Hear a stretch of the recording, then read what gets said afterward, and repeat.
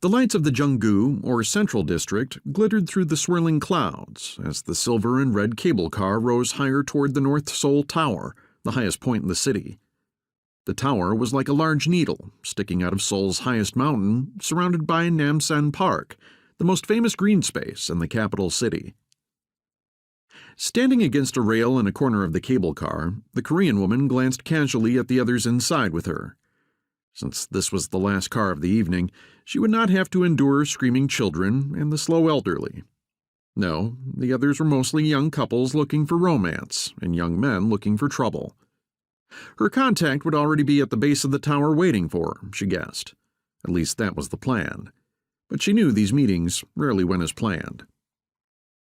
She glanced into her own reflection in the windows of the cable car and considered her clothing, which was completely out of character for her, where she had exchanged her normal skirt and high heels for practical black slacks and Nike running shoes.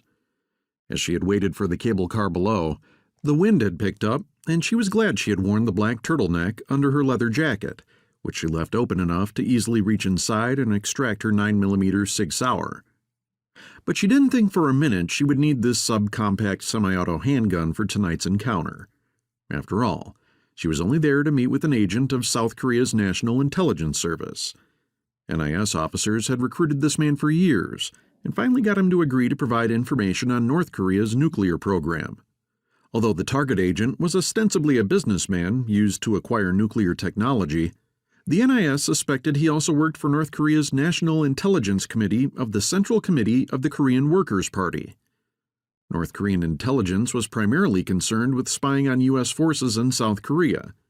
But the agency knew the North was now also trying to enhance their nuclear capabilities by attempting to exploit American businessmen and scientists in South Korea and even on American soil.